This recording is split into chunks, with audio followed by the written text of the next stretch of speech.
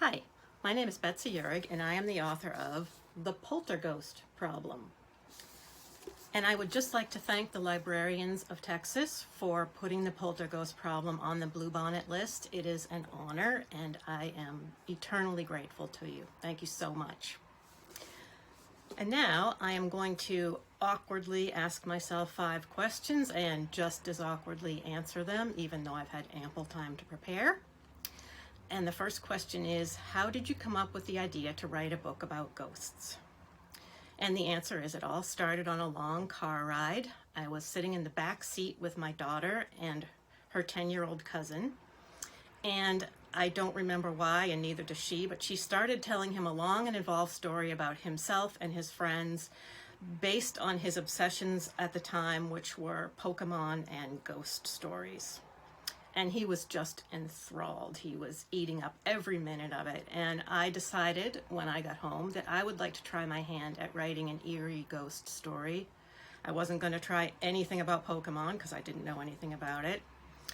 And so I sat down and I was going to write a really creepy ghost story. And before I'd even gotten a paragraph in, I had used the word underpants, which meant that it turned out to be a markedly less eerie ghost story than originally intended, but it was very fun to write and hopefully fun to read.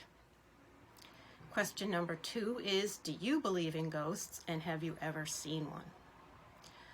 I am with my practical librarian character, Greta Albert, on this question. When the boys in the book ask her if she believes in ghosts, she says, "It's hard to rule anything out, isn't it?" And that's sort of the way I feel. You can't rule it out. But that said, I've never met a ghost, and I've certainly never hung around with a bunch of ghosts like the boys in my book do. And I'm very glad of that, because I'm pretty sure I would not handle it as well as they do. Question number 3. Did you have friends like Aldo, Penn, and Jasper that you had adventures with? And if so, are you still friends? My sister and I had a group of neighbors across the street from us, and we desperately tried to have adventures with them during the summer. We searched for Nancy Drew type mysteries. We looked for Oz type magical lands. If we had found any kind of a wardrobe, we would have been trying to push our way through the back of it toward Narnia. But it turned out that adventures are a little harder to come by in real life than they are in the fictional world, and that's too bad. I haven't seen much of those neighbors since we all left home. I see my sister all the time, thankfully. It's possible our neighbors are off having adventures of their own right now without telling us. Question number 4. What kind of research did you have to do before you started writing the book? I tend to do very little research when writing my books, and I hope that doesn't show too much. But for this one, I did research the various types of ghosts, especially the difference between normal ghosts and poltergeists, which comes up a lot in the book. And after I did that, I just kind of started winging it as usual. And by the time I got to my hybrid Polter-Ghost, I was, of course, completely on my own because I made that up. I also did a lot of research on old-timey 20th century insults, because the ghosts in the book were kids in the early 20th century, and when they start insulting each other, they use fun words like warp, crumb, and wet sock. And that was a blast looking those up, and I was really glad I got to put them in the book because I find them hilarious. Question number 5. What advice would you give to our young authors and illustrators as they learn to improve their skills?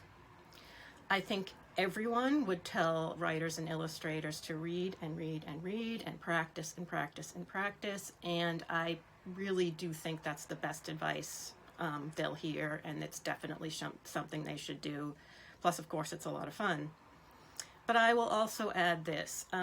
As you're doing that, as you're learning the ropes, which is something that never stops, of course, don't lose your unique style by trying to make your work fit into a model or look and sound like someone else's. As a writer, it's your voice, the way you look at things and think about things, that will set your writing apart and make it interesting.